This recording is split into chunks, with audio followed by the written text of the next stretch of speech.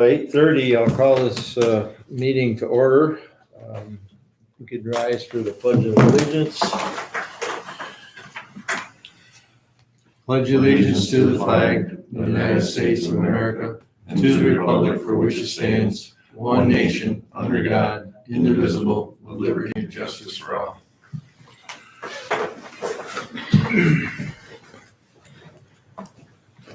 We have an agenda and some suggestions and things to talk about. First one is review project tracking sheet, which I think is what we were kind of doing here prior to the meeting, but you see, we got a lot more green on projects that have been closed here now. So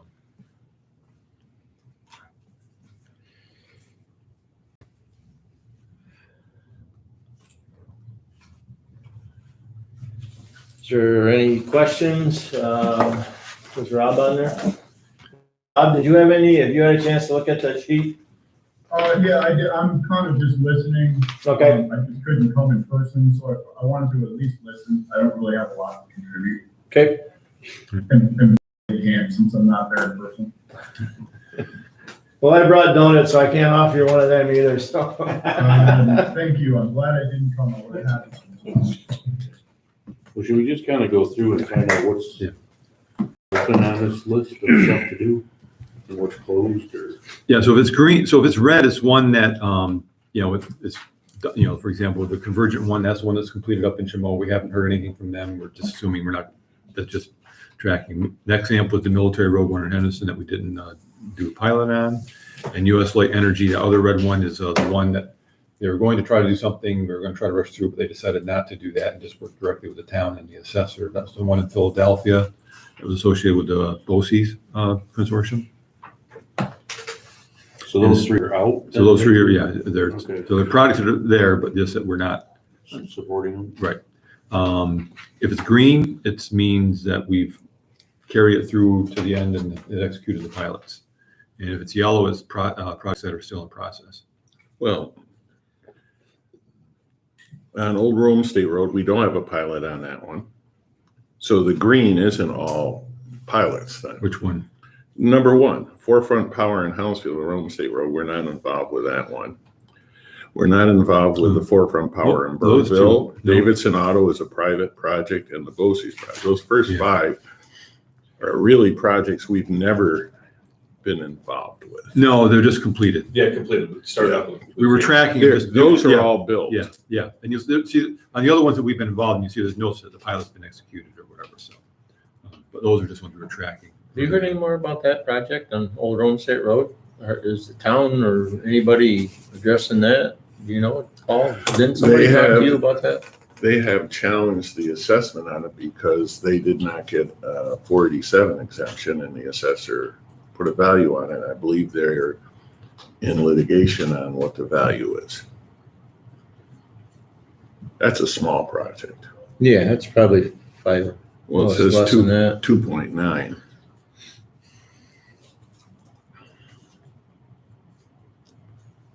I drove by it the other day. They tell you about how they're going to come in and they're going to clean and mow these projects. It doesn't look like it's been touched. The grass is up to the bottom of the panels. And that should be a concern as we look about what guarantees are there that when they say they're going to mow in between the panels and keep the projects looking as presentable as you can, that they do. Yeah. That's really not our issue. No, it's a town issues. But yeah. if you get 3 or 4 of these projects and they let them get dilapidated, it's going to reflect on every other project coming. That's another one with the sort of spider web of poles and wires that go right next to the road. I mean, I don't know if you noticed that part about it. Just like Philadelphia. Yep. Whatever sore site that is. Terrible. The only other thing, for everybody, that Geronimo project down there, we think that has been canceled. That has been taken over by AES. That's the one that's down further, Riverside Solar is Yeah. referred to. So you can cross that one off.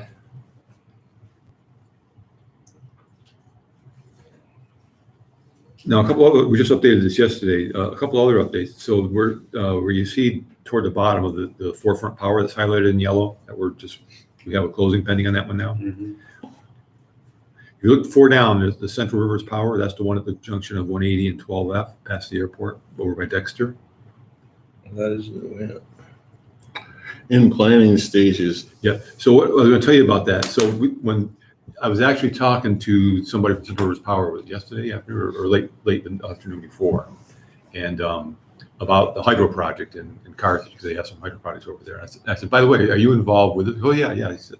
So apparently we'd heard that was going to be like a 20 megawatt project. He said that the interconnection fee when they talked to National Grid was, pretty high, that they're looking now at scaling that back to a smaller, the infrastructure required to accommodate a 20 megawatt solar project, based on what grid At that requires, site, be too expensive. So they're still looking at solar, but they're going to scale it back so that they don't have to spend as much on the infrastructure to connect. were they doing community solar? Is that just, it's not distributed power, that Yeah. is, what's the correct term, Bill? Utility. Utilities, I mean, everything, well, they're saying less than 20 now, but They were saying 20 before, but now it's going to it's gotta be, it's gotta be 5 or less to be a community solar. So he said they're just looking at what their options are now for, they're still planning a project there, but it's got to You only have to drive by the substation right there to realize how old that is. Yeah. I imagine that's why they were looking at doing it there. Yeah, because of the substation, but they probably didn't realize what it was gonna cost to upgrade the substation to Yeah. make it work. And then the 3 Borrego projects in the commercial scale, those are all new. Yeah, we just had a call from them a couple days ago with the information on those. So Rutland Watertown is the one that they received direct credits for, that we'd seen the announcement on without hearing anything about the project. The Borrego Honey Ridge Solar, that one's, they've got a pending application for Rex with NYSERDA.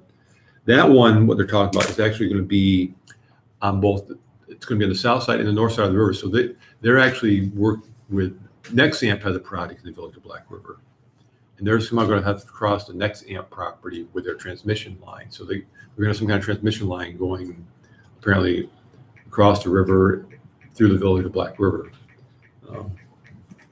And right now we don't do the transmission lines in our pilots, but I'm not sure that's something we want to visit or not. But and then the Ontario Valley Solar is one that's just very early planning stages right now. Is the transmission line after the interconnect? I mean, is this a transmission line that's being dedicated to grid, given to grid? Or is this just the collection lines getting to the interconnect? Because I thought we determined that it's transmission after the interconnect, where they connect in. Yeah, I didn't clarify that with them. They may have used transmission, but not necessarily in the sense that we were thinking about it.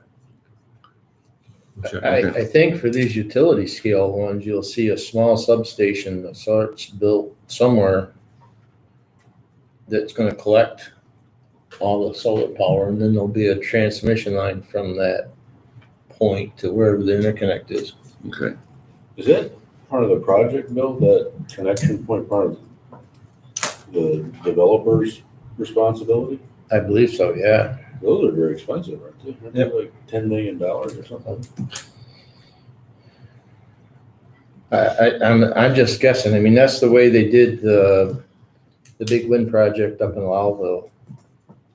Is they built a little substation that collects all the power, and then there's a transmission line that was built from there to where the interconnect was with National Grid. How long? Well, I think that's something we'll discuss if it ever makes Right. it that far. Right.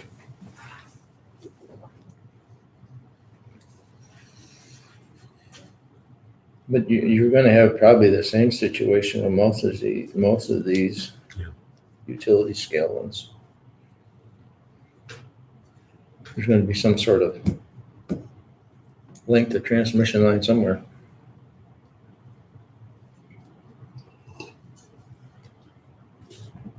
Always wonder if that's gonna be something that's gonna send those projects the other way when they start factoring in. The thing that's not gonna happen is the National Grid doesn't have the capacity to handle all these things, all these projects. Right. They probably got room for one right now, so it is gonna be kind of curious to see what Plus, I happens. think the infrastructure is not here for this stuff. It's not, we know that. We were about getting 3 megawatts to a Yeah, project. I know. There's just the line, there's no space in the line. Well, there was a project the Village of Sackets wanted to do, and Right. going out to prepare corners, and that was a small project, and Grid said they didn't have the capacity to accept the power, so that died.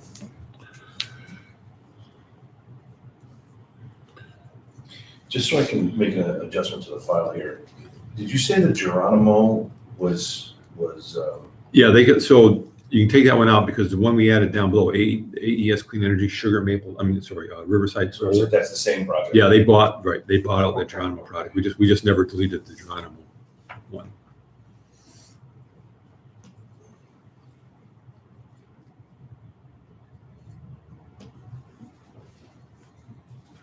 I'm just finding it odd that these projects can get all the way to NYSERDA issuing rec credit awards to these projects and nobody's heard of them locally. Yeah.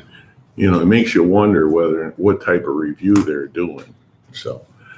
But I read the Boralex, they're getting like 1.4 or 5 cents for every kilowatt in rec credits, which is almost about 70% of the wholesale price, so. Be interesting to see what the other rec credit awards are. I'm just trying to find, I thought you have AES, the EDF renewables as a siting process. I thought I saw they pulled that one.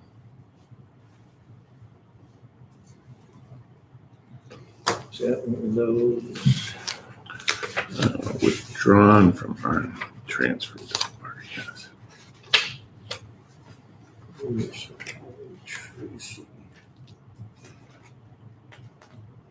Was that Riverside? Which one is Tracy Solar? Tracy Solar is that one. The one we're talking about? Tracy Solar was originally the Yeah. Orleans project, and that is listed as transferred to ORES from Article 10. Yeah, it's right here, I got a letter on it. It said that they transferred. Well, they did find it, okay, before they were saying, all right, so that, we need to change It that. doesn't appear on the ORES site yet, Okay. but I see,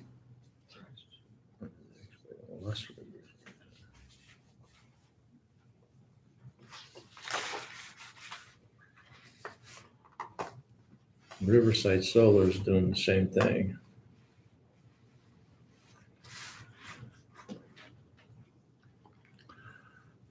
currently Heritage Wind is not us. Hemlock is not. Greens Corners has filed with ORES. Yeah, we did. That is the only one that has been, that's Suffolk County. That's the only one that's been filed with the state. Okay.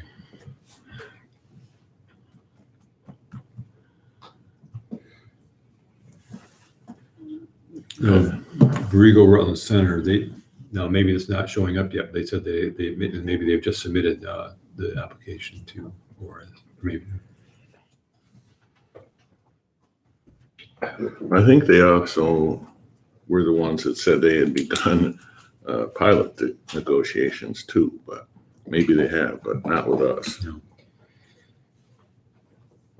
It may be worth our while. We had a meeting with National Grid, what was it, a month ago? Or Yeah. about a lot of issues, but they said that they would share any knowledge, public knowledge that they had about any of these projects that may give us a handle on, where they're at in the process. I mean, we can probably find that, but they probably have it. Right. And, I think it would be great for us to somehow keep track of these and see Yeah, we could do that. where they are in the process. Talking about the larger ones, Bill? Yeah. Yeah. You can send that request, Dave, right to Jerry Handel, and he said he would Okay. take care of that. Any more discussion on the project sheet? When it's 2 pages, we're gonna, you're gonna have to small it. You're gonna have to go to portrait from landscape, Marshall, when it gets to 2 pages. Yeah, so we got EDF renewables on here twice then, right? Yeah, the Tracy Road one. So. Just, do I have to delete one of them? Well, the bottom one has more information. Up above it, there's one right under Borrego. That was, The only one last question is Field of Dreams. I've never heard of that one. I think I mentioned it to somebody. Village of Adams, 5 megawatts. that's the one that we got the seeker, the letter from the town attorney asking us, saying that the town would be lead agency for seeker, and we accepted that. We were fine with that. Recently? Yeah. Okay. Yep. I can remember I brought to the last board meeting, I think it was, so. Okay. It's a small project. It's, All these ones we have here, we don't have an application for these. This is just bits and pieces we're getting from. yes, just the ones we're aware of and we're tracking. If we have an application, then we add the yellow to it while they're in the whole process till the point that we're complete. Do we need to leave North Star and Dimension Energy, the ones, remember we had the original ones that were going to try to build on our corporate park? Yeah, we probably take those off. That was part of that proposal for the wireless alternatives Right. thing. I should probably ask Jerry where that is before we take those off. I don't think last time I talked to him, I don't think that was a dead issue yet. Yeah. But Yeah, I thought so too. It was still kind of.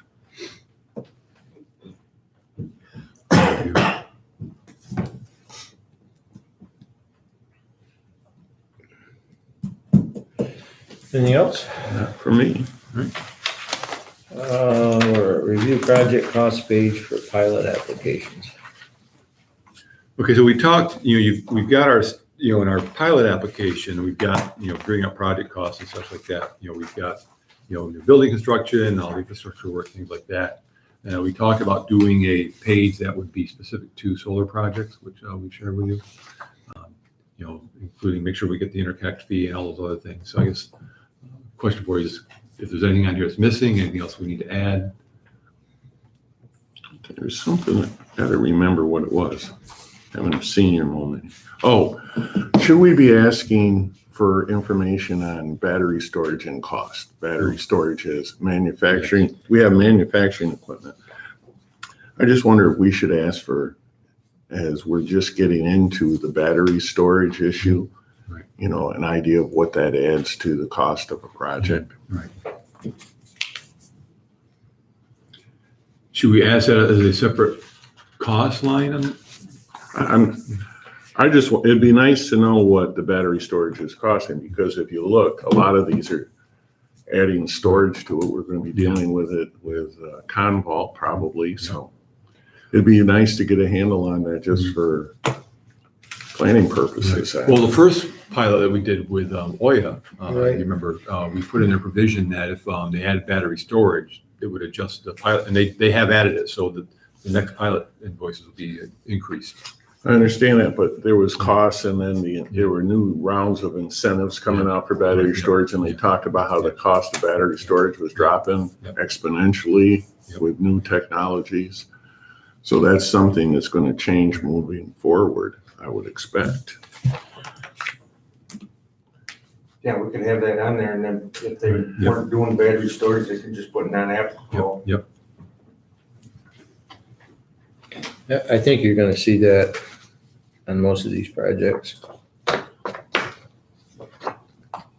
The addition of battery storage.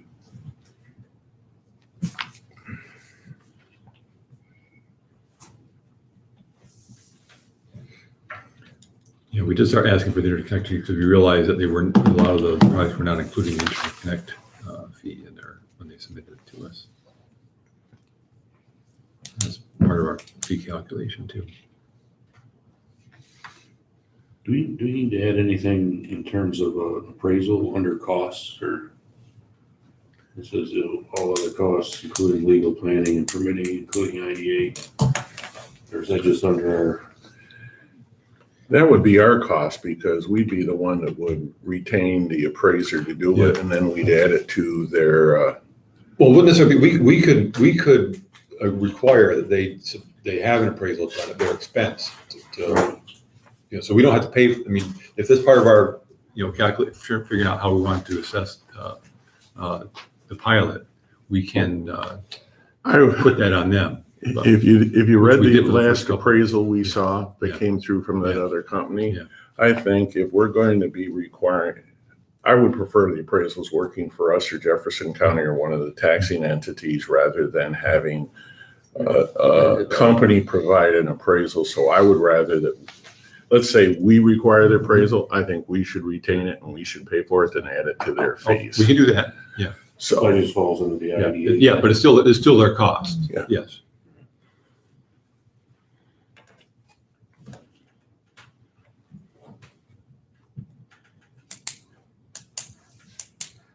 So we don't need to add that here for this sheet, it's for those calculations. All right, so we'll add a line, where's the solar equipment? We'll add a line right under that for the battery storage cost. in all reality, Yeah. we're going to ask this to be submitted with their application. Yes. If we review the application and questions arise, we can always request further clarification on costs, right? Yep.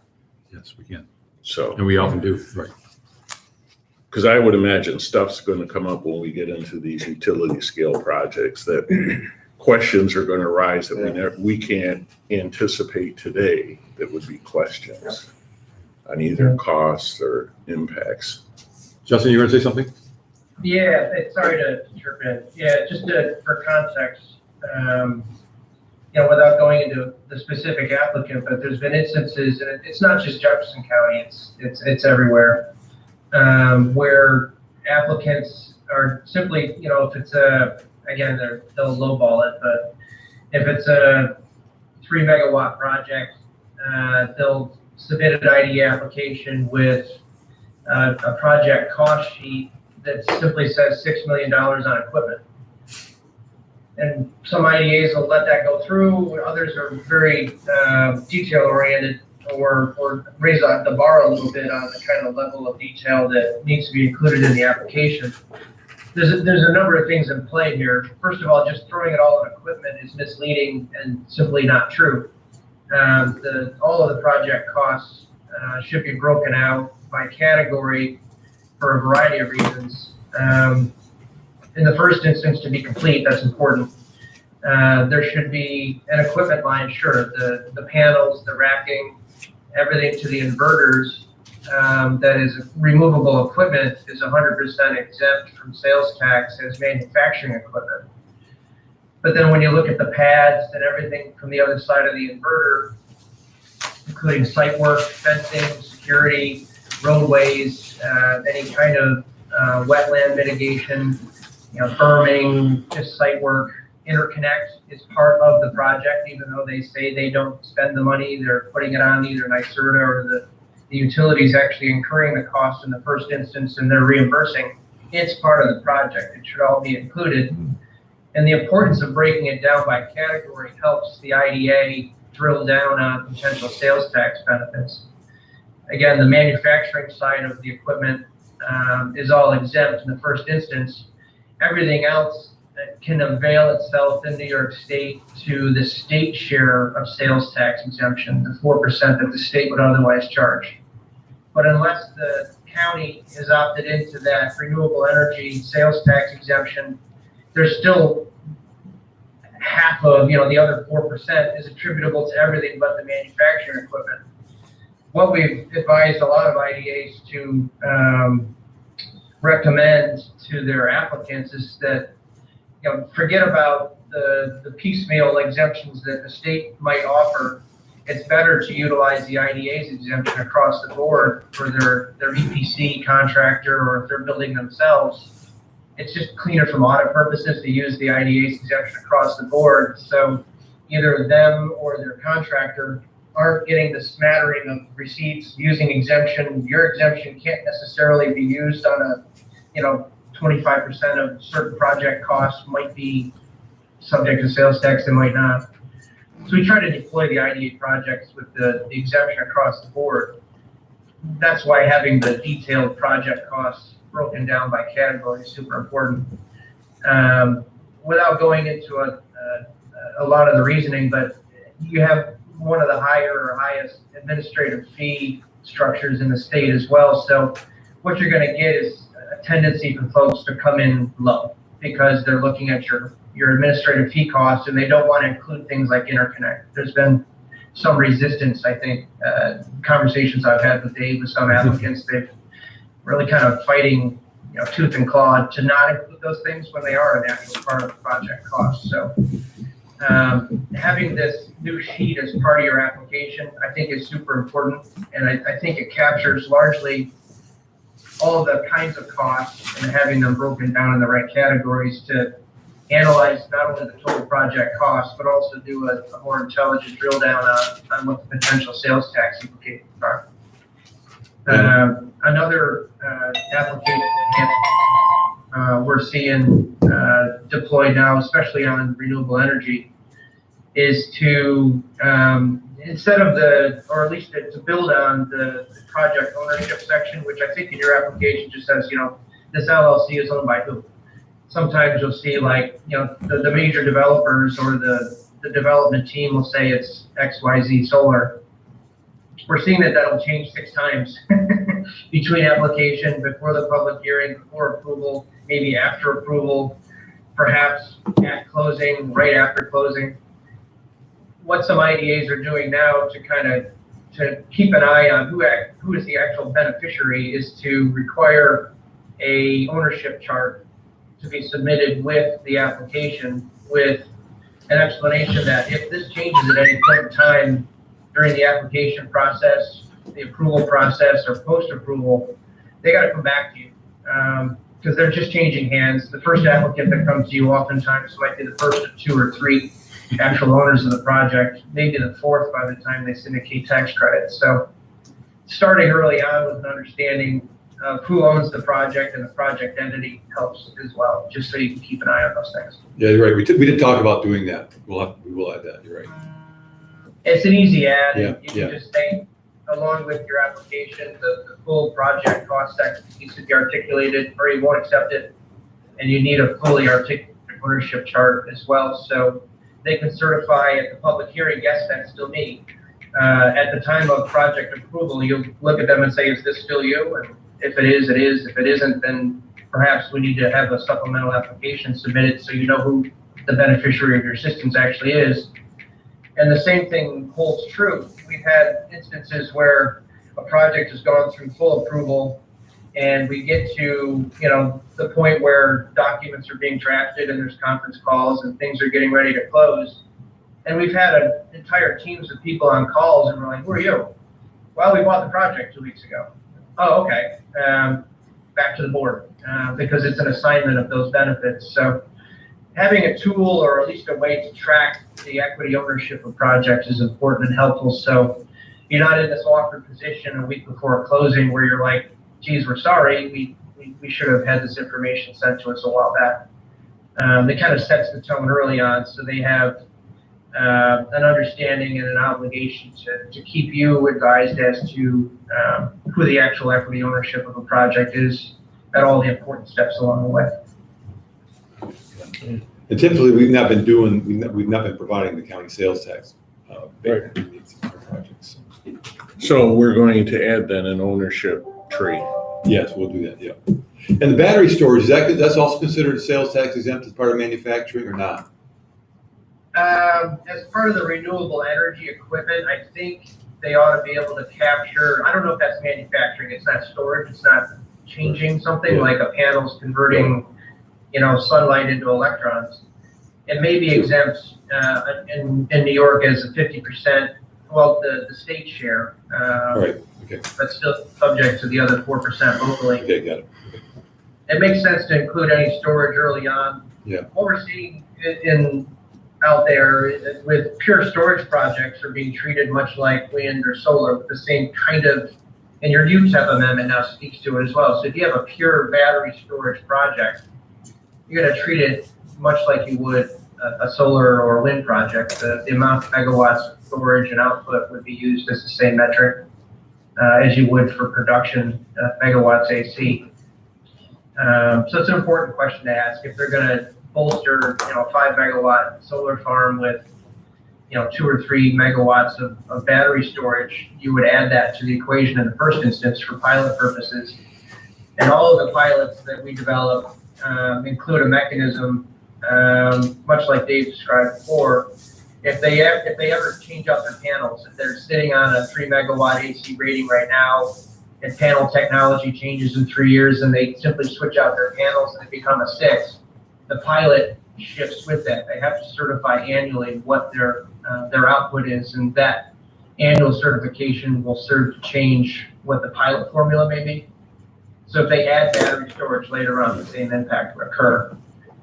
If they add 2 megawatts of production and 2 megawatts of storage, then your pilot would have 4 more megawatts of fixed payment added to whatever the original equation included. Do our pilots require annual reporting on the amount of power produced? And should we? I don't know that the prior closed deals do, but ours do. The certificate, there's an annual, there's clauses within the pilot itself that require disclosure of any change of output. And within the agent agreement, we include, and we have to, I think, merge it a little bit with Peggy's preferred form, which makes sense. But on the agent agreement is a form of annual certification that is primarily intended to report all actual pilot savings in a given year, all sales tax savings, all mortgage reporting tax savings, and plug in the job numbers in a particular year. We make that report due on February 15th intentionally. So by February 15th, your Paris data population is starting to naturally be submitted to you by the company and every company that you have an active project with. So that's helpful to get your March 31 deadline achieved. Within that annual report for renewable energy projects, we include a provision on certification on what their current output is. And that's under penalties of perjury or whatever nomenclature we use. If they're certifying, and if they mislead you or include the wrong information, you'd have the ability to terminate the pilot if you have an issue. If they're cranking out 10 megawatts and say it's 5, then you can call them out. I guess my question really is they produced 1.2 gigawatts of electricity over the previous 12 months. With the new standards coming down for assessors to value these projects, I'm sure it's going to be tied to actual output, not actual generation, not what they're rated at. So I just wonder whether we should be requiring an annual submission to us for the previous calendar year, what their actual generation was. Right. We can include a supplemental report or certification of actual output. My understanding, and you guys have dove down lots deeper than me and your committee level, but my understanding is that the interconnect generally throttles output, and that's why you see these projects that are built to 5 or 6 megawatts output, but they tend to be throttled at 3, 4, or 5. It's because of the interconnect. So they're always going to be throttled a little bit, but there may be some fluctuation on output that goes above that interconnect regulation. I'm not entirely sure. But I imagine they have to submit actual output to the PSC as a regulated entity or a regulated producer of power. So there's probably a report that we could ask for. Okay. I think there's a meter on all these, right, to know what's being generated anyway, going Yeah, back into the system. It all depends what the new standards for appraisals is going to require assessors use. If they aren't going to require it to be tied to actual generation, Right. then there's no reason to even ask for the report. But if it is, it'd be nice if we had a mechanism to force them to give it to us so it could be shared with the taxing entities. Right. So that's the only reason I asked. That's a good point.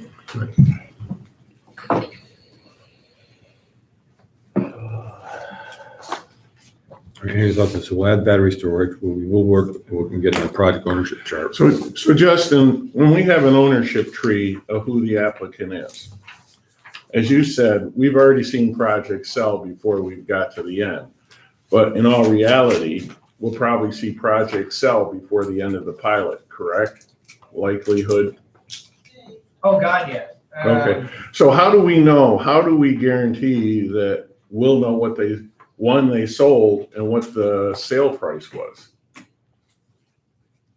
Well, there's a couple issues there. How we'll know is mechanism of the pilot and leaseback agreement. Our forms include an assignment standard that states that if they're going to do a related party transfer, that means, okay, they have an LLC and they're going to shift it into another LLC that is at least 50% owned by the same taxpayers.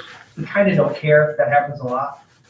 But if there's anything more than a 50% transfer to an unrelated party, they have to get the IDA's written permission, which in reality means they have to come to you, say, hi, we're selling the project. You say, okay, as long as you're not on the Patriot list or some sort of, bad actor, we don't care generally. We'll get a little bit of disclosure on who they are.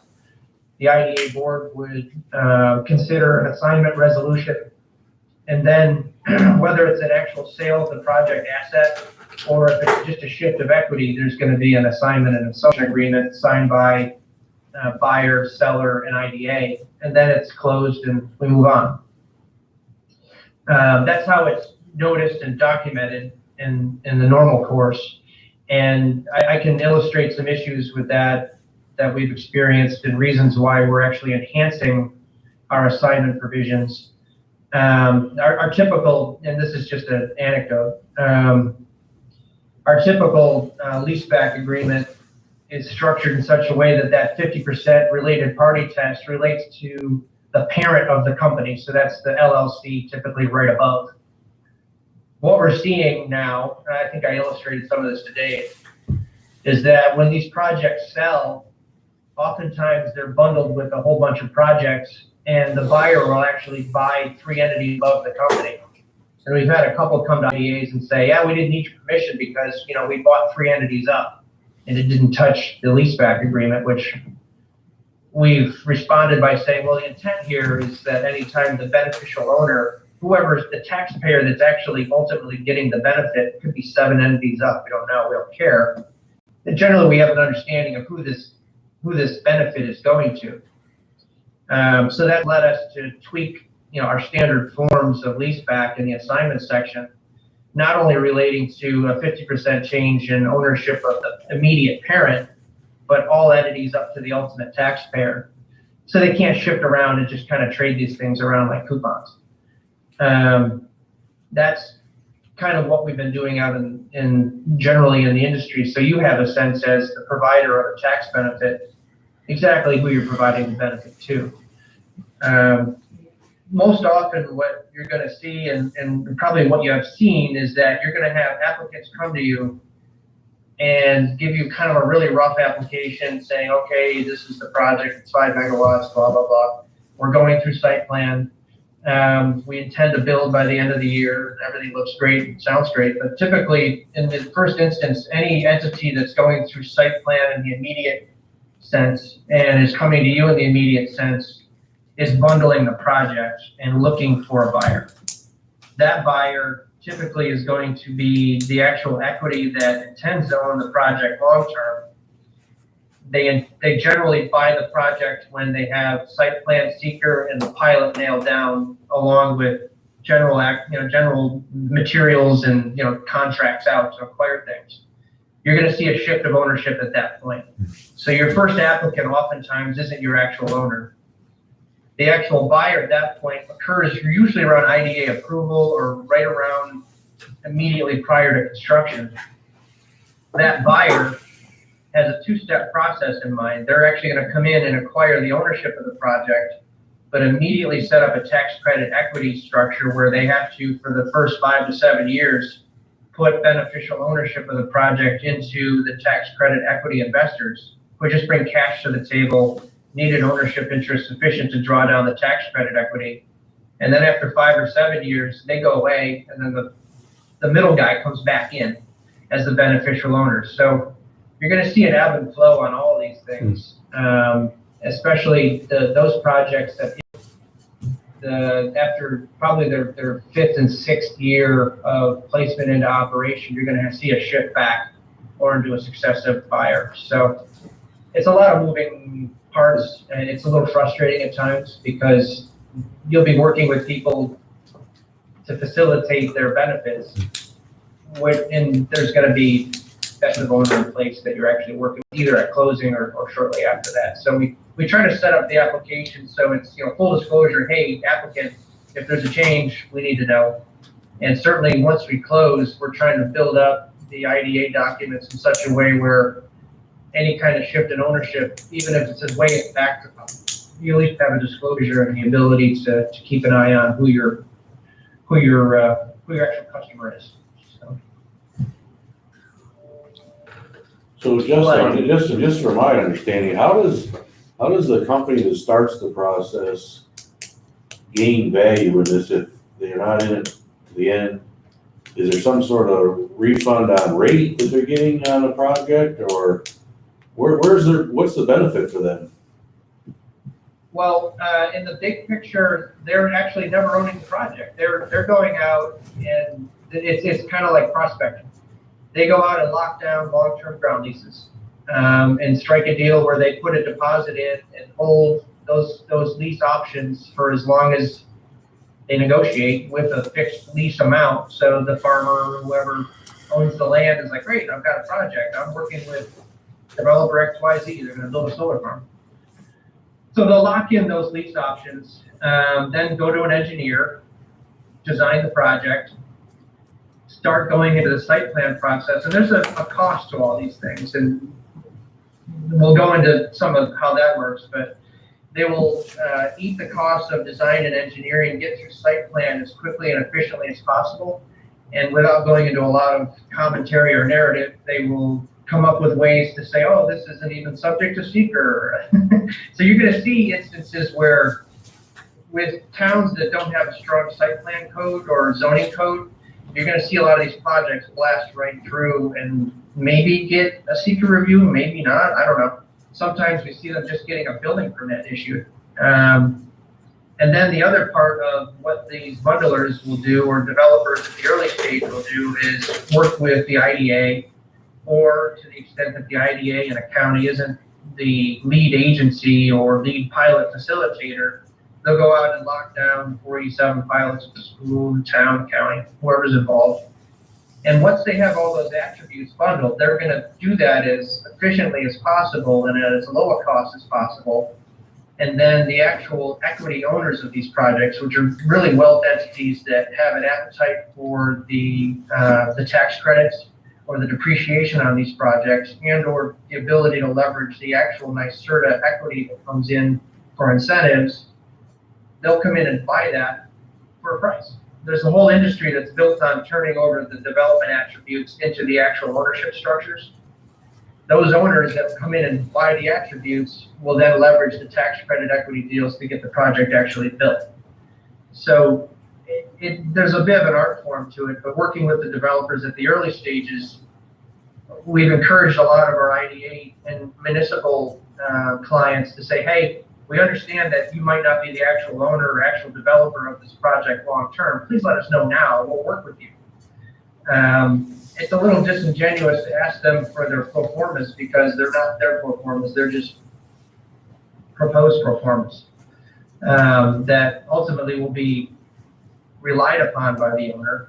Those things will all change by the actual, once the actual owner goes into place, they may have their own cost centers, their own maintenance or O&M, or might have their own, development costs that change based on their own ability to vertically integrate things. But that's just kind of how the flow. A lot of the early conversations are the bundlers, if you will. They're just trying to put the project together, and then they'll change hands.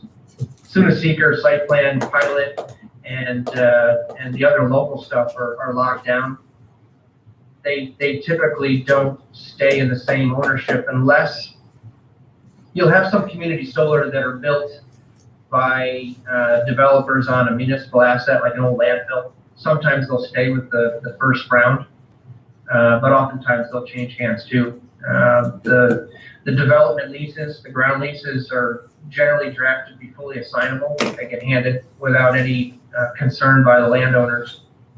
The 487 pilots are generally pretty portable in the way that they get drafted and deployed. But in contrast, the IDAs, like you folks, you have ABO, you have Paris, you have contract maintenance obligations where you need to know who your beneficiary is. So that's really where some of the friction occurs. You have obligations to have a better understanding of who your client is and who your contract is with, so you can properly report and be transparent with the state. So the balancing act here is doing that in such a way that is user-friendly for them, because you know that they're going to have a succession of ownership, but at the same time, your pilot just isn't blasting around and getting handed around without your knowledge. Hoya was a bundle. They came in, they put everything together, and it's own. Of course, we knew all along that they were just doing it for another entity. Bill Moore is another example of some. Seems like the towns or wherever are gonna get, they get presented this project by Hoya. They have confidence in Hoya's people saying, well, we're gonna keep the site up to snuff. We're gonna, tear it down once it's expired.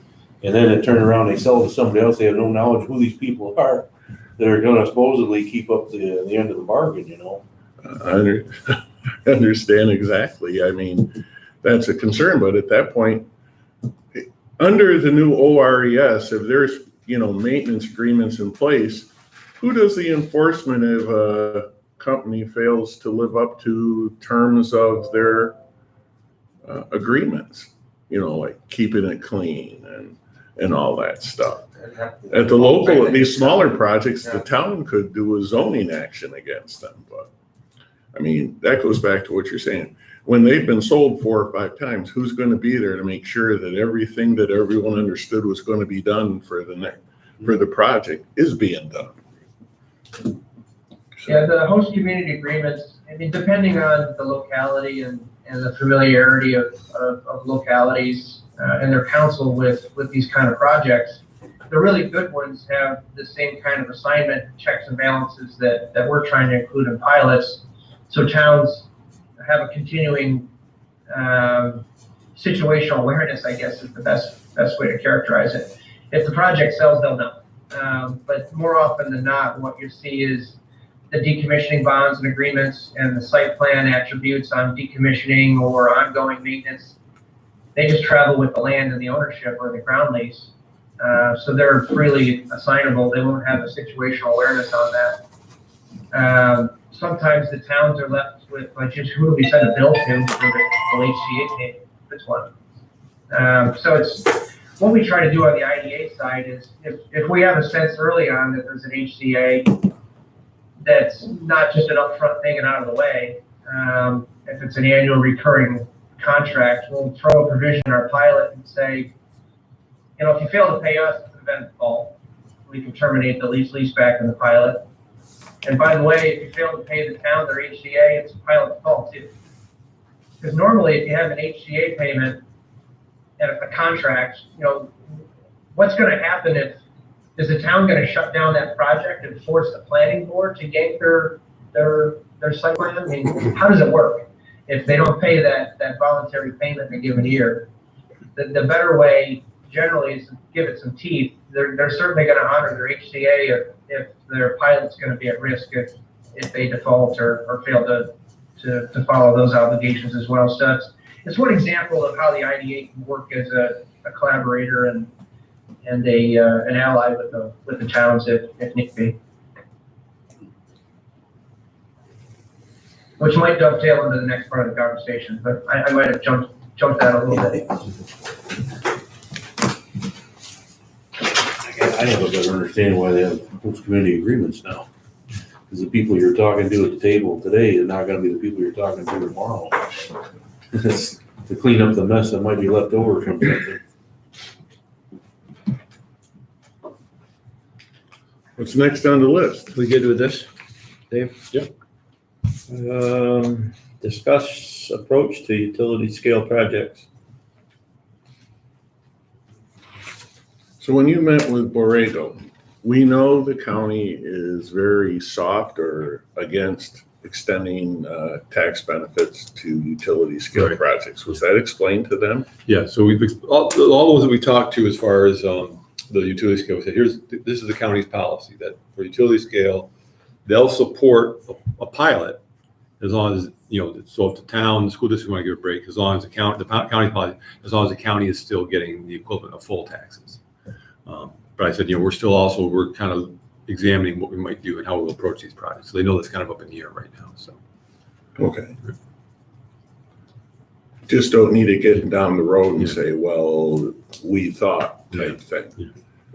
I mean, there's been no change in the county's position that you're aware of? Not I'm aware of, but my suggestion would be to get with a couple people from the county early on, now that we're, approaching these and make sure that we're on the same page. Right. And I'm sure Scott's willing to do that, or whoever the group is. I think that's something we need to do. Right. And I know a couple of, the utility scale projects we've talked to said, well, they'd be glad to be part of that discussion. We already, of course, we've had that discussion with Borer Lakes and initial discussion. Well, I think we need to have that discussion first with the county to see where it goes and not have it end up being developers trying to spin their project to the county on why they should support it. We need to find out whether they're, maybe there's a shorter term agreement like 485B, the business exemption they'd be willing to do. I will. Those type of terms. Yeah, and I'll check back there haven't been many utility scale projects because of the length of time, negotiated yet, pilots that I'm aware of in the state. Maybe Justin is, but the last discussion I had a couple months ago with the Livingston County IDA, they've got one moving ahead and they were starting to negotiate. And he said, at least at this point, they were starting at that same $5,500 per megawatt pilot fee for the utility scale, as well as the same one they're using for the others. Well, there's already been two projects approved by ORES. I think one is a wind and one is a large scale solar. So they're going to be moving through that fairly fast. But those were projects that were substantially along under the Article 10 siting, because if you had you can interrupt me anytime, Justin, if they had a accepted application under site Article 10, it went to ORES with an accepted application. So that means they're already halfway through the process, where none of ours projects in our county utility scale had an accepted application. No. But they're going to move fast through there. So I think if we're going to develop a policy on how we're going to actually move forward with these, we better not let it lag too long, because we're probably that. But it also goes back to the new standard for the appraisal process. I hate to keep bringing that up, but last time Justin talked, he told us there may be places in the state where this new appraisal standard will lead companies to walk away from their pilot agreements, because the new appraisal standards may come up with a lower tax burden than what their pilot is. So I think it's important to us to know, once those standards come out, are we in that, what is full value? What is full taxation? So then when we sit down with these companies and the taxing jurisdiction, we can say, this is what you're giving up. I was talking with the attorney, Kevin McAuliffe. Mhm. I told you that he asked me to call him, and he said he was involved with a meeting that ORPS and NYSERDA were involved with, that they expect to release the draft regulations sometime in August. And I think at that time, it'd be time for us to have a conversation with John Zukowski, saying, okay, John, here are the draft regulations. How do those affect what we've done in the past? Because we don't need to go through this whole pilot scenario and then have these regulations come out and find out that our pilot is exceeding full taxation. I don't know that that'll occur. And again, was Kevin calling you on behalf of a particular applicant? Kevin's call was asking about the new UTEP language, does that mean that we are not going to accept applications from utility scale? And I explained to him that no, any utility scale project being one over 20 megawatts would be treated as a deviation. Yeah, that's the right answer, but he's lobbying with you, so be careful. That's all I'm saying. Oh, trust me, I had my hand on my wallet. You guys are free to talk to who you want to, but use Dave as a focal point, because they're. Well, I talked to Dave before I talked to Kevin, okay, to make sure it was okay. But, There's lobbying things that you should be aware of, and I know. well, let me put it to you, he also said that on this conference call with NYSERDA and the Office of Real Property Tax Service were the companies and developers, okay? So Yeah.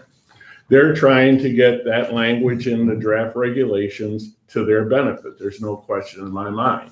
But Yeah. trust me, I understand Kevin has represented projects, all the Nexamp projects that we've approved so far. Kevin's been, his firm has been the counsel for him. So I understand that. But I do keep Yeah. David, I did keep Dave informed that I had a request for a phone call. Yeah, that's okay. As long as you keep it formal-based and keep some lines of communication that make sense, so you're not getting, the death by a thousand cuts type of thing. But what I would say, and again, we don't know what these regulations are going to say with assessment standards, but if I were to guess, the discount to cash approach is going to lower how assessors treat these projects generally. The net effect of that may be on the smaller end of projects you have deployed, the 1 megawatt, the 2 megawatt. There may be instances where they would decide that it makes more sense to on the tax rolls and discontinue a pilot, maybe. But keep in mind, looking at the cost benefit sheets that we're comparing across clients and different areas of the state. Generally, when they pay full taxes on the land, because they have to, and then have the per megawatt charge that has an escalator on it, if you're sitting around 5,500, something like that, you're right in the range. The net effect of that is about a 75% abatement in a given year if you're going to project out what full taxes might be now, with the assumption that it's about $1 million assessed per megawatt. Let's say that assumption after the regulations go into effect that, okay, it's more like $500,000 a megawatt is the standard, just to use a number. So they're going to go into something like maybe a 40 to 50% abatement. Still pretty valuable. I don't know if there's going to be a wholesale letting go of pilots or them pivoting and saying, whoa, gee, you should lower your per megawatt. Don't go down that rabbit hole, because they've already proved that they can afford paying $5,500 a megawatt. The net effect of this might be good for you to communicate with your taxing jurisdictions, because instead of going to them and saying, well, we're providing a 75% abatement and whatever they are paying is being distributed pro rata, the abatement may end up being around 50% and they're getting a pro rata distribution, as long as you hold the line on the per megawatt charge. I think it's a better story to tell. So this is like a glass half full or half full type thing, right? Your cost benefit analysis and the gross amount of savings that you'll be providing through these pilots will be tempered by this essentially. So it'll make your CBAs look better and probably make a lot of assessors happier, because there's a standard to follow. They're not all kind of operating in their own silos.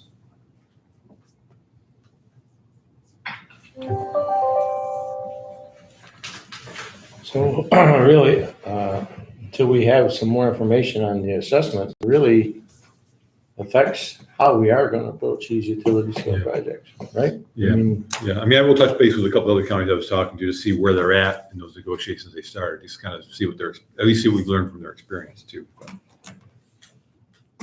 Understanding that it may all change. should we wait till we see that draft in August, or whatever time it is before we? Well, that's if it Probably. comes out in August. Yeah, true. But the other thing I think it's more important that we find out if the county has any appetite to grant any type of abatement. Maybe we have to go to a different concept. Steve, maybe you can talk to Bob Hageman and, Yeah. you know, See who would be touch involved in base, that, yeah. touch base with Bob, and Bob can, you know, check with Scott and the board. And that can be focused for the next That'd be committee meeting here. probably the best way to go.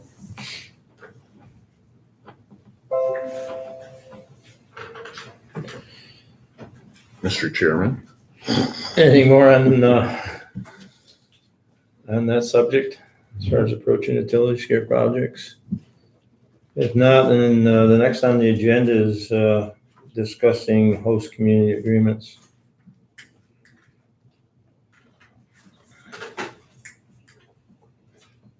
Okay. I think, It was left that, yeah, I've got a good letter drafted. I'll run it by Justin for review to, for Dave to send to boroughs, but I think we should probably copy each of those towns that we heard from as well. But we need to think about. I mean, it was a total misrepresentation Yeah. of what we're looking for. Yeah. We're asking, and I say we, when they come to us ask for abatement, they're asking us to abate taxes to town, village, county, and school. Okay? And I think if we're gonna represent those four jurisdictions, they should all be involved in any negotiations on the total what's going out to communities. And I don't think any of us have a problem with impact costs like attorney's fee, engineering fees, professional advising fees. I think that's legitimate to expect the developer to Roads, pay. culverts, any kind of But- stuff, right? You know, let's go back to Henderson. They made that whole permit contingent on a host community agreement on a 5 megawatt project for $60,000 payment to the town. Right. I mean, to me, that there's all sorts of Right. concerns. Well, I that was have the way with it. they had a split vote, and that's what they used to get past the split vote. So, I mean, that's the type of, Can I offer some perspective? Please. Sorry to interrupt. There's two ways to look at host community agreements. I know we're at a public meeting, I don't want to be super critical, but you'll see, and fits into Dave's point and certainly Paul's concerns that have been expressed, how host community agreements are imposed in the first instance. You kind of scratch your head sometimes. There's good ways to do it, and sometimes there's ways that you kind of scratch your head, but without going down that rabbit hole, we can kind of look at how they're generally generated and what they mean in terms of either project development in the first instance, capital costs, versus what carrying costs might be, including how they might bump into your pilot.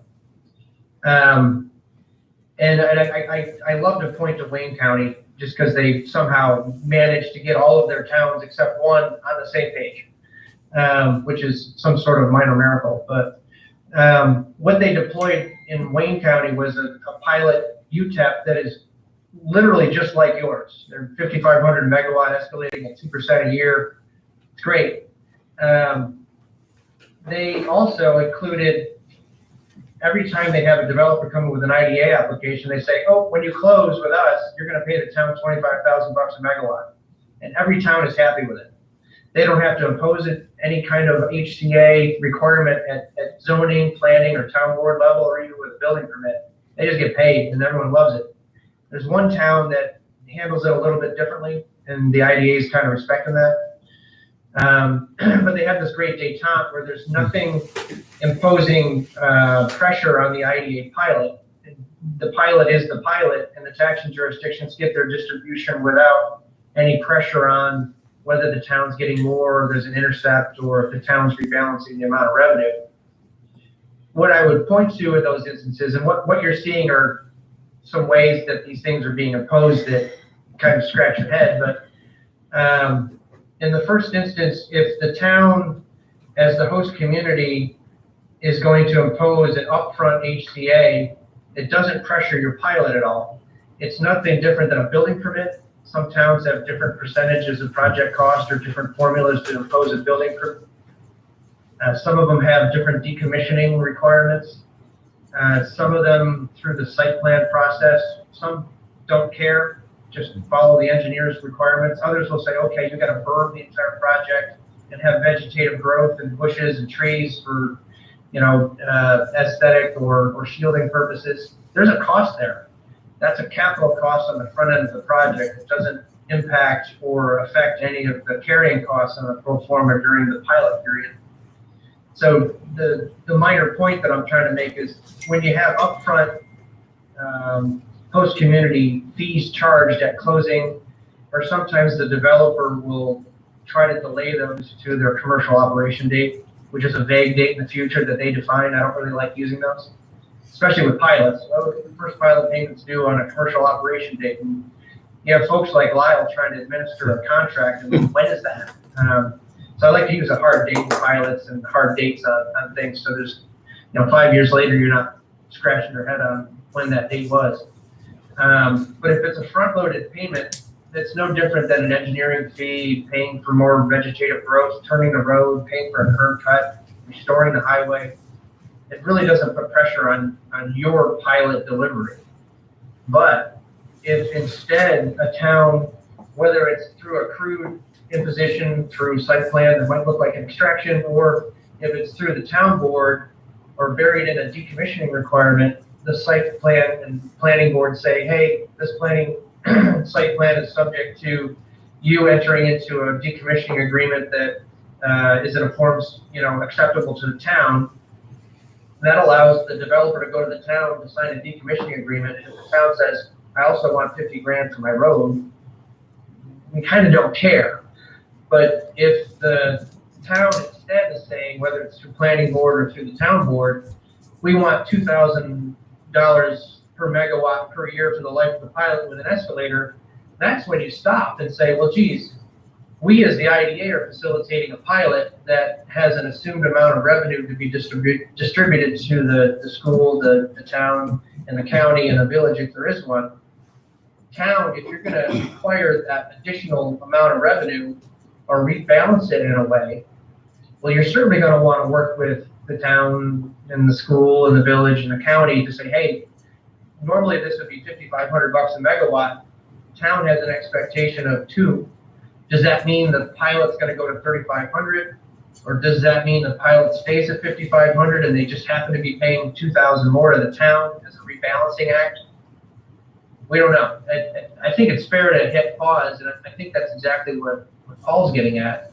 When you have a revenue expectation that's going to affect the pilot, but and you can debate it or just tell me I'm crazy, but the pre-closing or capital HCA requirements, if you're able to get towns to go down that path and use those instead of long-term arrangements, they're actually better because it just gets it out of the way and your pilot can read the way it ought to read without that annual pressure or a redistribution of revenue or putting you into a situation where you got to get consenting resolutions for a non-pro rata distribution.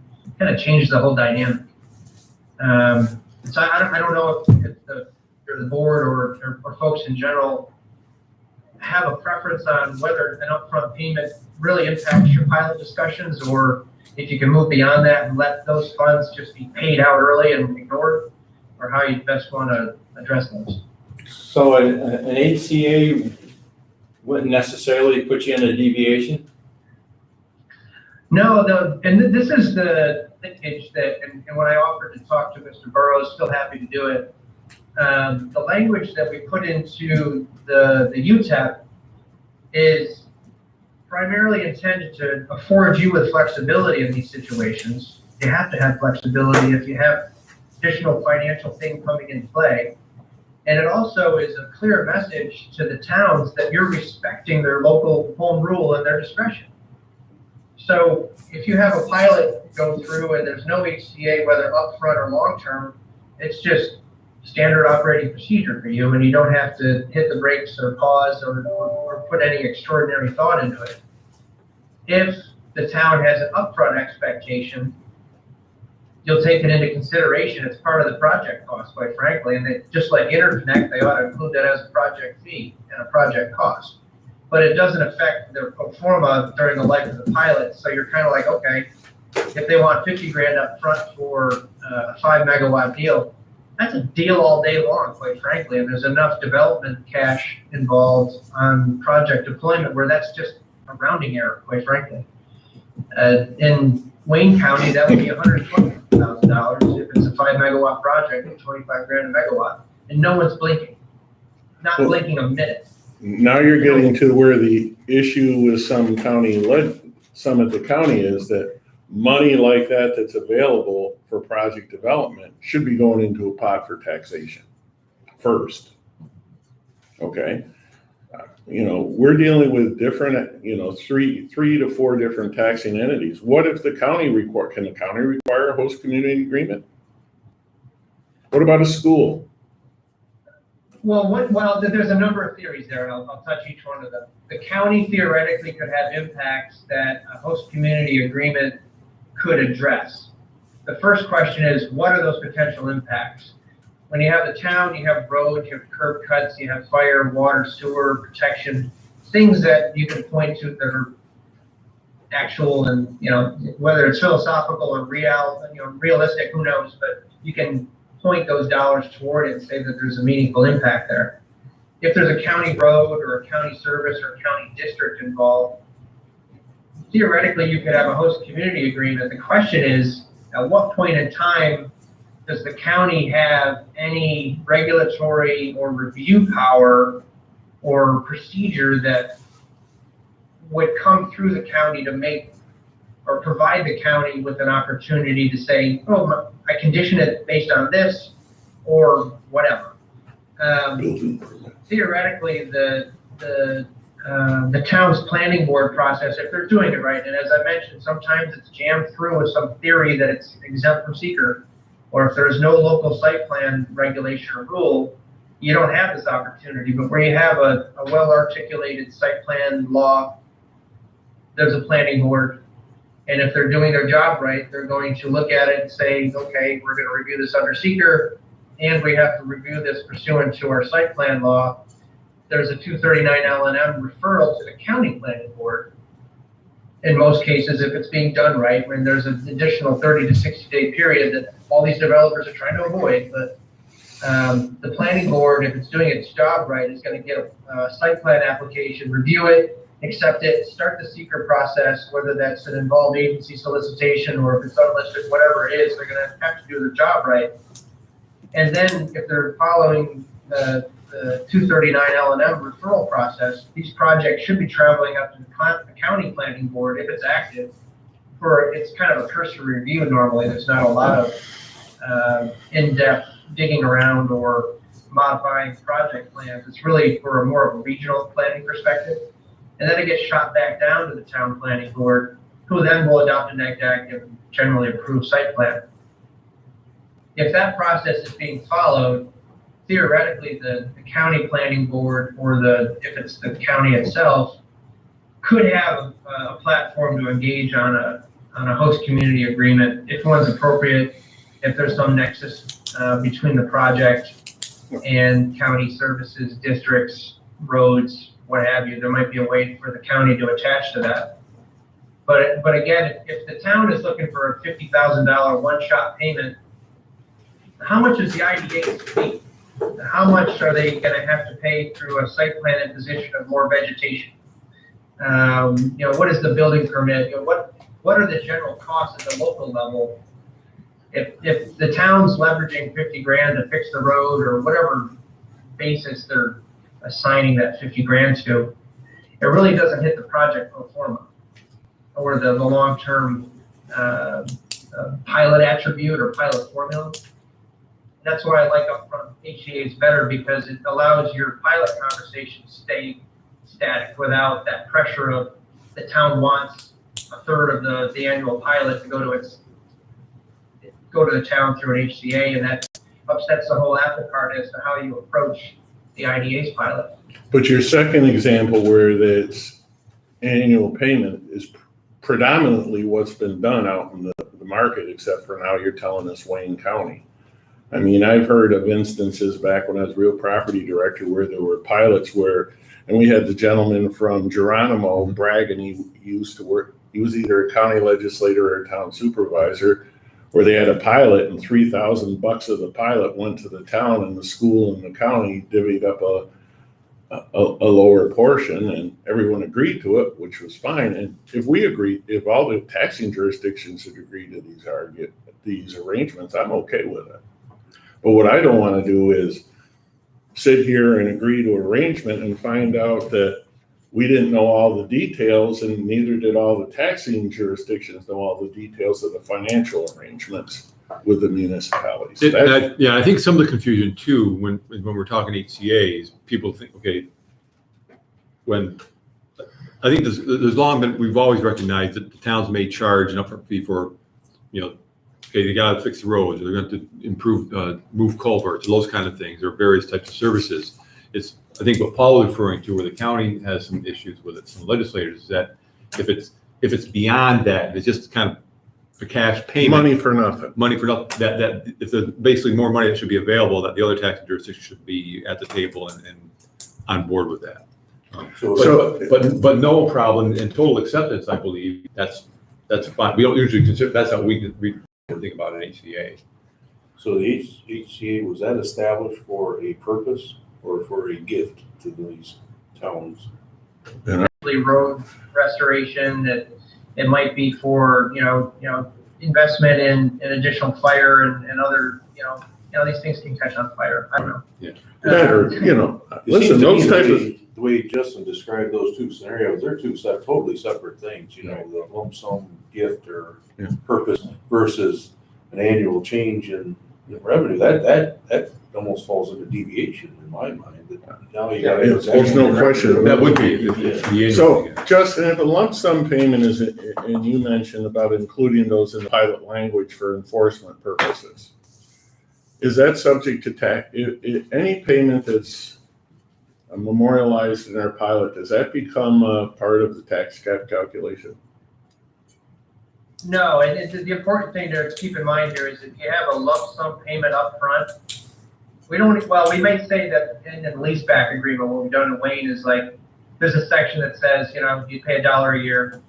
And then also, oh, by the way, you got to pay our administrative fee. Where in Wayne, it's 1%, you guys 2%. We put in the number. And Wayne has, and I don't think we've done it yet with you guys, but Wayne also has $1,000 a year for every pilot. They all pay $1,000 when they send their annual report on February 15th, just as a maintenance fee, which you might want to think about. They have about 30 projects since they put that in place, and now they about 30 grand a year in administrative income that pays for someone to do Paris. But also in that same section, we say that, on or before the closing date, you shall pay to the town of X. In that case, it's 25,000 a megawatt. So at that point, we don't close and tender the pilot until that payment's made. It's behind us, and then we don't care. There's nothing to enforce. There's no cross default. If there's a long-term pilot and a long-term HCA that has 15 years or whatever it is, and let's just say theoretically it requires $2,000 a year with an escalator. We'll just put a section in the leaseback that says, if you default under the pilot, it's an event of default. If you default under that certain HCA agreement with the town of X, it's also a default. So we're just offering a cross default. So if the town doesn't get paid, we can get a call from the town, and the town calls Dave and says, I didn't get paid. And you can send a note out to the company and say, hey, the town didn't get paid. And if you don't pay them in 30 days, the pilot's going to go away. You can guess that they're going to make the payment pretty fast. So it's just an additional piece of leverage. What occurs, you can have dynamics where, and this speaks to Dave and staff working with towns closely, not viewing one another as competitors or not having their interests aligned. The only winner in those instances is the developer who's telling the town one story and telling you another, perhaps. But if the town and the IDA are closely aligned, and the town has a reasonable expectation of, let's say, $2,000 a year, two things can happen. Several things can happen, but the two main things can happen is that the IDA says, we're still at 5,500, and the town says, we're still at 2,000. And the town and the IDA can collectively look at the developer and say, the number is 7,500. And if they can live with it without blowing up the deal, then everyone move on. You don't have to change your pilot at all. The town's getting a little bit more because they are the host, and your pilot is operating as it should, for the benefit of the town, also getting a little distribution of pilot revenue, 10% of it maybe usually. So if there's 5,500 going out the door, the town might see 550 maybe, and plus their 2,000. So, they'll get 2,500 out of 7,500 instead of 5,500 under the pilot alone.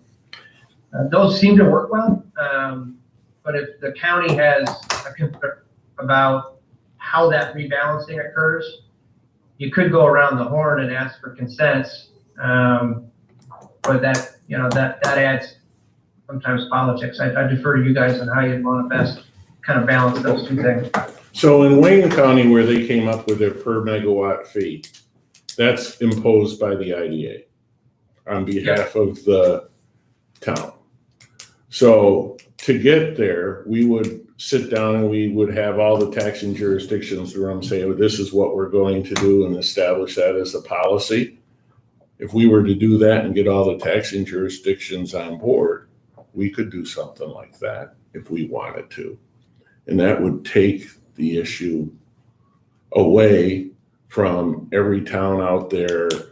It'd be more uniform across 6 towns that have projects if we, instead of once one town finds out that somebody got an HCA, you know what their next step's going to be. One up in the having.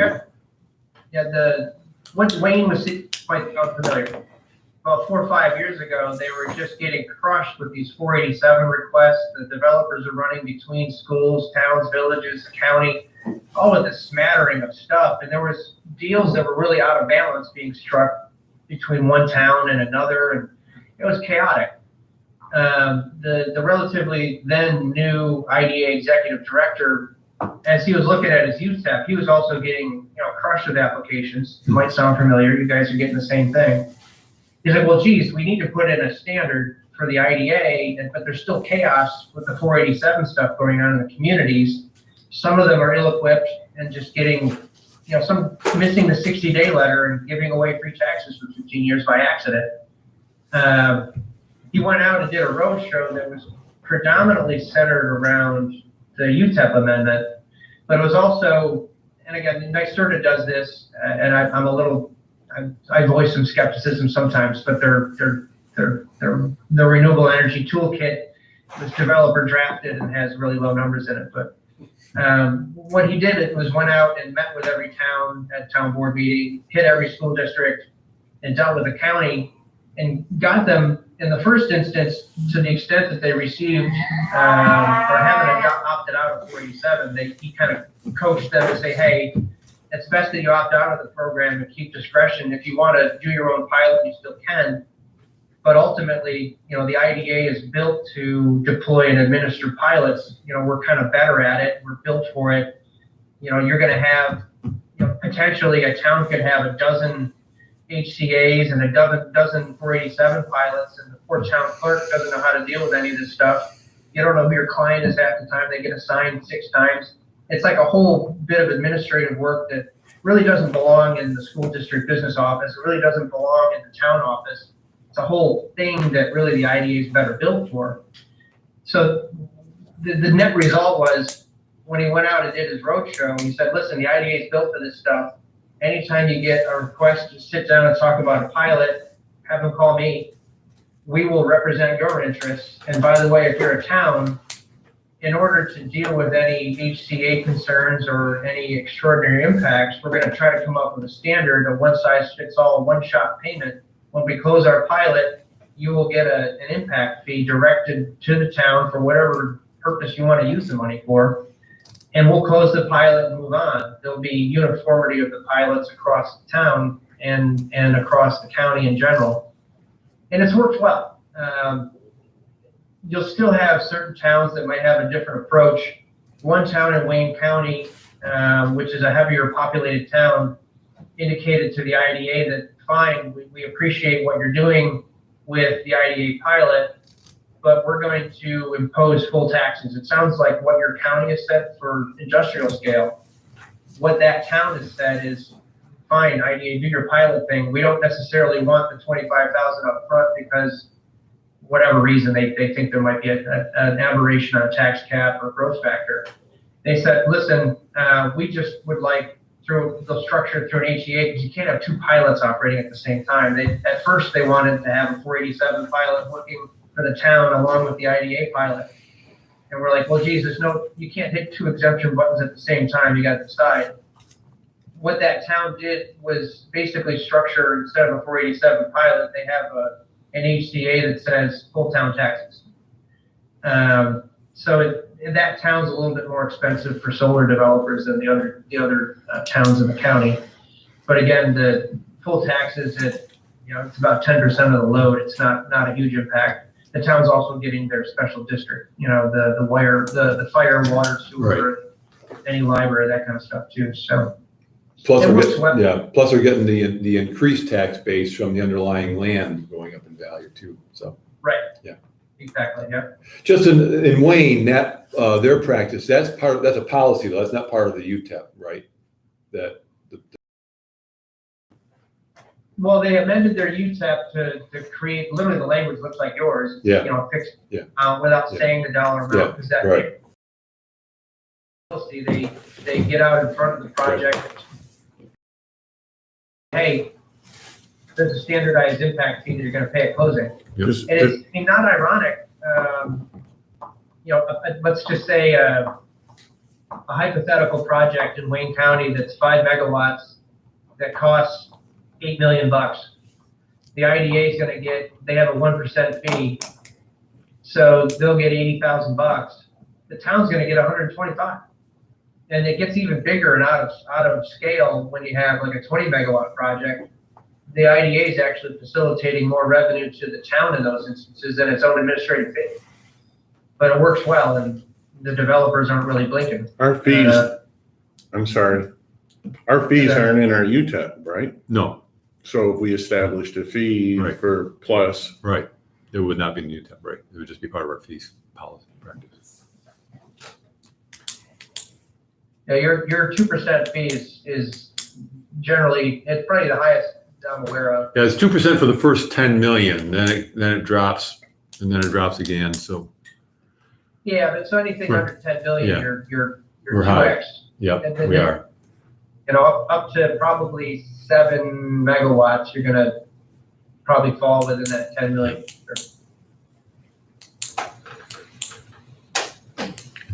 Any other questions?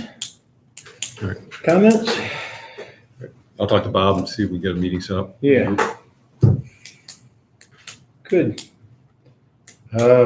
Any other business, unfinished business? I had one thing written down here. We discussed this once about ag land, agricultural land, and I don't think we've discussed Right. it anymore. We have. Do we have any new ideas? Anything we? Well, on the one project there by the airport, we were going to see what an ag land breakdown might do for it. Right. I was off on vacation last week, so. Well, I'm looking here now, when you look at Boralex's, how many acres is that? A couple thousand? We're now up to about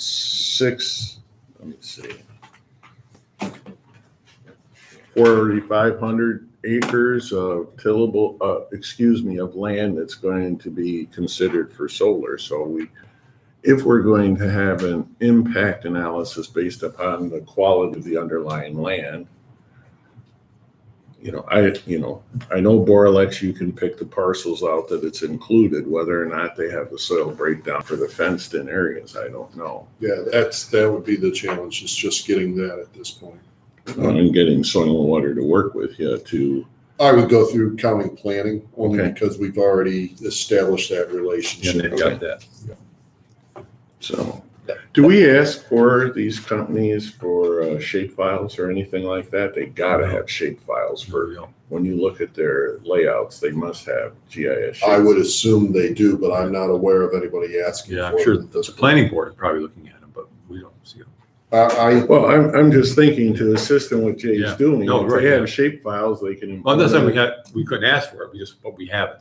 Okay. So, I guess the bigger question for me is this a function that the IDA takes on, or is this a function that should be handled by local zoning? Well, Well, if you read the county planning board minutes, they have raised the question about loss of ag lands. They've also raised the issue of airport influence. Right. So if they're looking at it, do we want to assist them in making their determination? The problem with the county planning board, it takes 3+1 to override, if the county planning board says, no, that's not an ultimate no. Right. It can be overridden at the local level, but well, whether they use the ag land or not, that's going to be a local. We don't have that's a local planning board decision. But the question though is if they know up front that it's going to cost them more to use that prime ag land, that we had add a premium to the pilot payment, would that discourage them? Encourage them to use more marginal lands.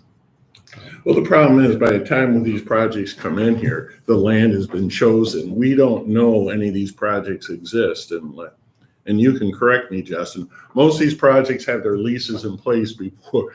It is the best kept secret until they have enough leases in place.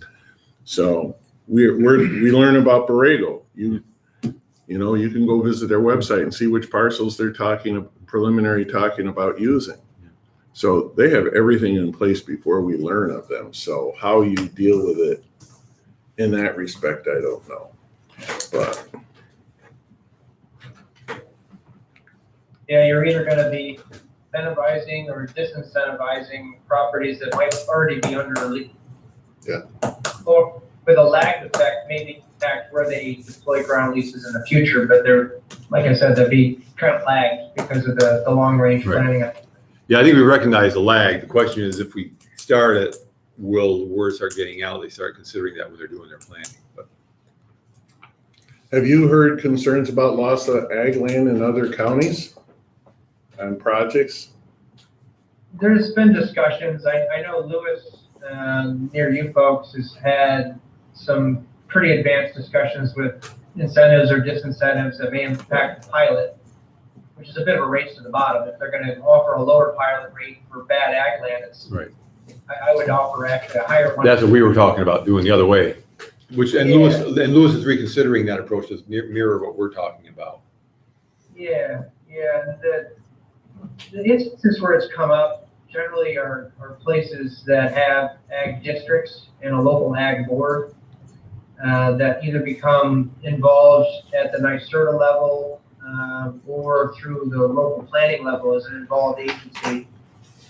If the developers are looking down the development timeframe and calendar and realize that they're going to hit a local ag board as an objecting body, I think maybe they're already steering themselves out of districts, but it's hard to say. Our Ag and Farmland Protection Board has expressed its opinion or concern about the use of agricultural land for these projects. So we're aware of that. We know that they have been vocal about that. They haven't, been firmly in opposition, but they have expressed their concern.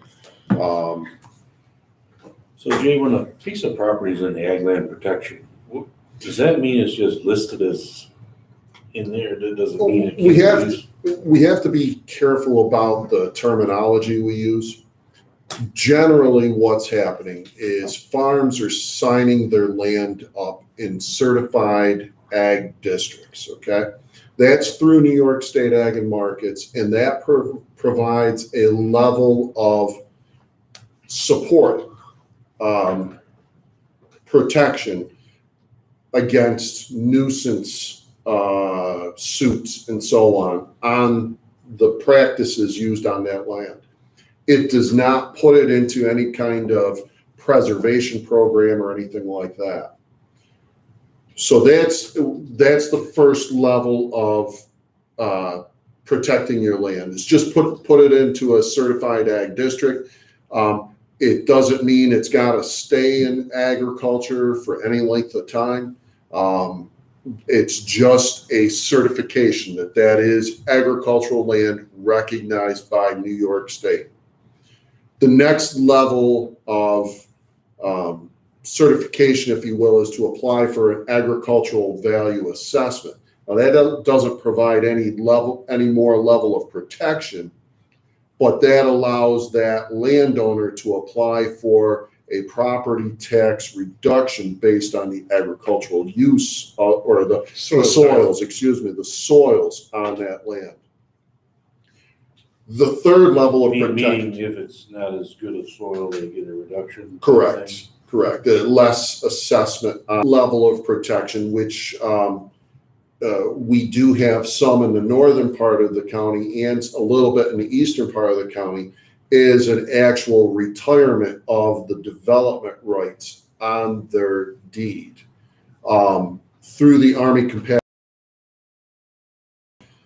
Probably several thousand acres from fence line that have had the development rights extinguished on that property. So it has to stay forever in agricultural or open land use. Okay. So I say that just because it can get very confusing very fast depending upon the terminology we use. What we're talking about with these projects, a lot of these projects are on certified ag district land. So we can say that that's land that is somewhat active in agriculture. And it's a concern when we start to lose the prime agricultural soils within those certified ag districts. And I think I'd have to go back and look at my notes. I think we were looking at, according to the projects that we are aware of based on the parcel, not the project, but based on the parcel, there's about 7,000 acres of ag district land that is of concern right now in the county. So again, not all of that land might be prime agricultural soils, but there's, I think it was 7,700 acres, something like that, that's on ag district land here in Jefferson County. So projects that have taken advantage of the tax reduction, properties that have received the second level protection, if they convert that to a non-agricultural use, there's penalties, Right. the rollback taxes. Right. So when these projects convert that are in an ag district that have taken the exemption, there'll be a payment to all the taxing jurisdictions for what are called rollback taxes. Right. Which can be substantial. Right. And most likely the landowner, if they're leasing, the developer will probably be Oh, I'm sure. paying those back. I'm sure the increased land value you talked about earlier, there's been an agreement with the developer. They're going to pay all those costs too. Oh, there's been a bunch of them out there that the developer they haven't figured into that. The landowners have signed agreements and they didn't realize that their land value was going up. So my question for you is, other than running the test on that one piece of property that we talked about, what more do you need from me from the agricultural sense to help you with your decision-making process with that disincentive model that we've developed? I guess I'd be looking to ag and farmland protection to decide or to advise us whether they think we should be doing something to disincentivize the use of the land. I mean, we're coming up with a program to deal with agricultural concerns.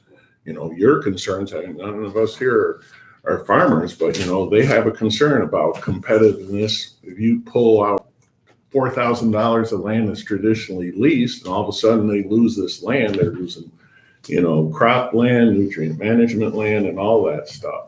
So what are those impacts? Do does Ag and Farmland Protection believe that we need to have that type of model in place? If the answer is no, I would drop it. If they think we should be doing more to disincentivize the use of those lands, I think then we should do more. Well, going back to that scenario, Jay, in the case of a farmer leasing someone's land, would that land be in that certified ag district, Yes, they can sign that up. even though they don't own it? Correct. The landowner has to sign it up. That's what I'm saying. What if the landowner doesn't want to do that? And there's a case where if he's leasing land to a farm and then a solar guy comes up to, hey, I want to put this on your lot, he could do that because it's not technically. Well, again, even if it is in that certified ag district, that doesn't stop the landowner from taking it out tomorrow. Oh, I know, but I'm just saying it's less of an incentive for a guy that just owns 100 acres of land on his own and he's leasing it to a farmer. He decides he doesn't want to do that anymore. He wants to go with the solar side. There's really no disincentive to that scenario because Right. They're gonna, it's privately owned The land. disincentive is to the developer who may want to try to avoid those lands so they can pay a lower pilot. Yeah, I get that, but I'm saying this land might even not even be in that scenario because it's a private, not a farm owned, it's a private owned Yeah. guy. that- I will put it very bluntly. Having land in a certified ag district, it will have no bearing on whether a person puts it into a solar project or not. It doesn't present any barrier to a landowner putting it into a solar project, unless there's some kind of disincentive model or something else that would discourage them. But just having, if you have 100 acres that you're leasing to farmer X and solar company comes in and let's say you've signed that land up in a certified ag district and the solar company comes to you tomorrow and says, I'm going to pay you $5,000 an acre. And I'm just throwing figures out. I'm going to pay you $5,000 an acre for that land to take an option for solar development. Tomorrow you could sign that option. And there's the certified ag district program does not prevent you from doing that at all. It's just like a seal of approval, just kind of recognizes Yeah. the land value for ag.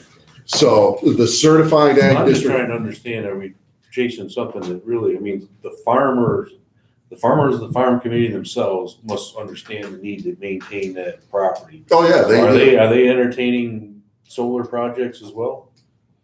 Yes. yeah. Because there's the issue. It's not the lease side of it because you aren't going to control that in my mind.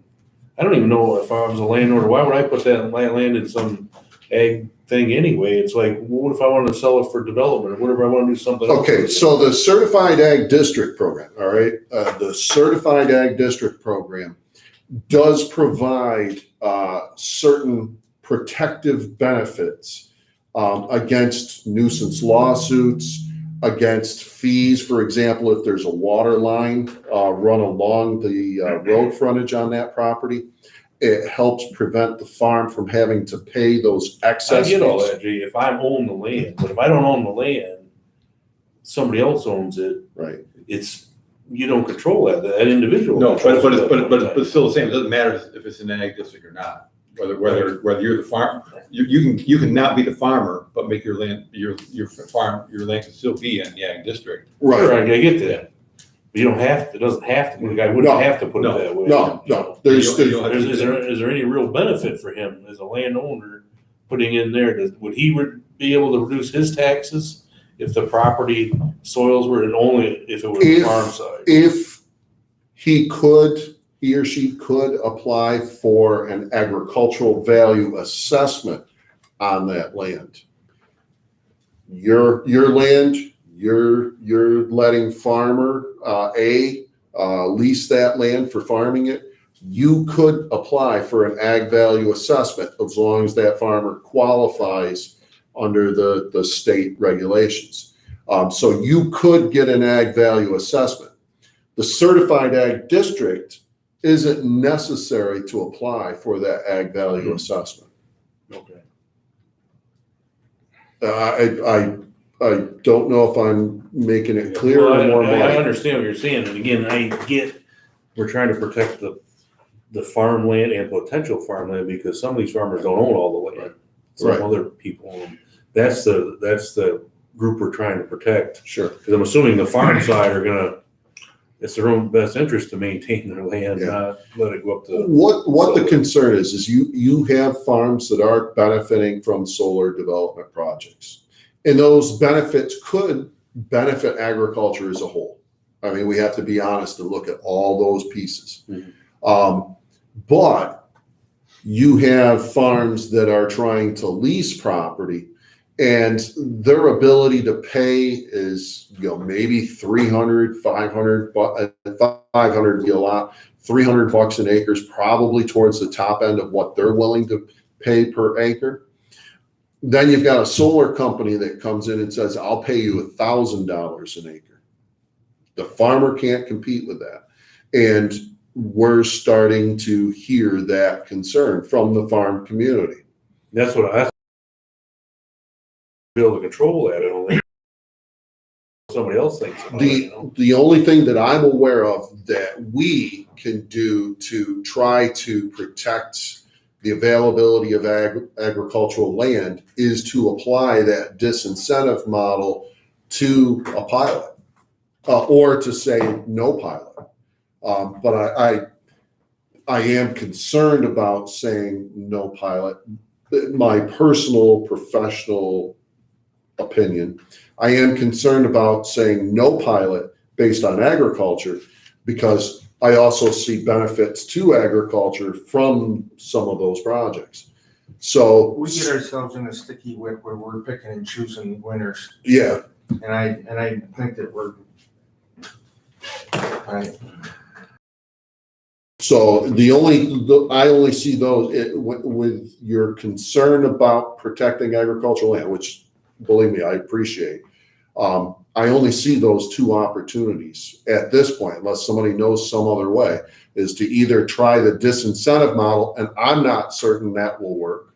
I don't know either, because I think if you disincentivize, it's the only one you're gonna be able to push that onto is a farm-owned property. But then you got a neighbor. No, actually, you're pushing onto the developer who may say, okay, Yeah, but to avoid paying a only higher on fee. farm-owned property, not individual that leases to a farm.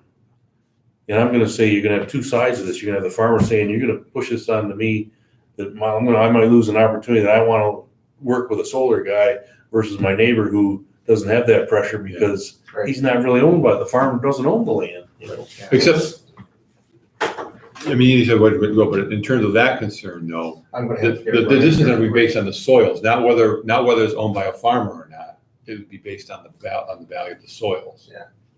So the question is, I guess your answer is, we don't know whether we want to proceed. Well, I see a lot of open doors on Yeah. people debating that issue. so there are concerns about how effective it would be, but I don't think it's going to be a case of, favoring the farm landowner over the non-farm landowner. If it's based on the quality of the soils, it doesn't matter if it's farmed or not, it's based on the quality of the soils. But again, I would say, from a landowner that has bought the property for whatever reason, and now you're gonna say, just because it's better soil, I can't only do certain things with it, Well, as a landowner, I might take offense to that. One other thing that we'd have to go back and look at what we presented to you. I do believe we said in there within certified ag districts, because that allowed us to say this is active agricultural land. Okay. So we were trying to distinguish between any land and active agricultural land. And I do believe we said that we would look at the previous 3 years' use of that land. It was either 3 or 5. But if you refer back to what we presented to you, there was language in there about looking at the use of that land, which we can do easily now for the previous 3 or 5 years, to see if it had been actively in agriculture. So We do have language, and I apologize, I need to I'm go just back. trying to be the and read devil's it. advocate here, Jerry. I can even take that apart and say, yeah, the last 5 years it was used for this, but the property was sold a year ago to somebody else and said, well, yeah, well, maybe it was before I owned it, but I don't want to go that route now. I've got other ideas for this property, you see a lot of variability to trying to, and I think we need to try and come up with something, but I just don't know how we're gonna do it at this point. I think we're struggling with, we shouldn't be telling people what they can do with their land, that's up to Exactly. zoning. But I think the question was, okay, when we're being asked to approve less than full, if they're paying full taxation, we have no say whatsoever to anybody, okay? The only reason we discussed this is to consider it, and I'm not sold on it, I just see it being a regulatory nightmare, but is because somebody's given up taxation to make this project a reality. So if you're using prime land, maybe you're not getting a 50% exemption, you're only getting a 60% exemption. So we're not saying they can't use it. What we're saying is, okay, you can use that land for anything you want, but if you're asking us to give up taxation when it's a prime soil, give up as much taxation on that. So then you get where the sticky wicket, you get a project that goes over 200 acres and you got 40 acres here that's prime and Yeah, there's no question it becomes an issue. This was all started back if we had the meeting with Katie Malinowski and they set it up and they did a map and they were trying to figure out, okay, where can we locate these projects based upon location where it wouldn't impact agriculture? And that really didn't gain any traction either. So, but these projects are all landed and they aren't moving them based upon $1,000 an acre. It wouldn't even have been that much in your scenario. It would have been, yeah. We're looking at almost like a 30% So increase, yeah. But It would have been- I just like wonder 7,000, whether yeah. it's manageable to go through and calculate and do that. So, we're balancing private property rights against full Right. taxation is Right. what's happening here. Right. So as I said earlier, I don't think you have an answer. We don't have an answer on the yet, Mr. Chairman. I will say that I don't think that it's quite as complicated, given the percentages of prime versus soils of statewide importance or the other designation there. Right. Because those are just all like a percentage number that we can apply to it. And we could figure that out. We could do the math fairly easy. Yeah, the formula we have, that And it's does pretty work. specific. Yeah. It's very specific. Yeah. Well, I would assume coming out of this meeting, one, we're going to meet with the county to talk about their appetite for tax abatement. Yep. Ask them if they want us, if they believe we should be disincentivizing this. Because at the end of the day, we're going to do whatever the taxing jurisdictions request of us.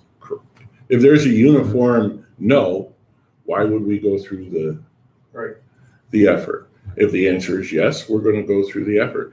But also coming out of this meeting, I think the discussion of a lump sum fee instead of every community going out on their own, negotiating it, that I think we should explore the logical step of having a per megawatt upfront fee for an HCA where it's uniform regardless of whether you're represented by Justin, Jim Burrows, or Convoy, or Mentor, or one of those firms, that we just put that up front like Wayne County did.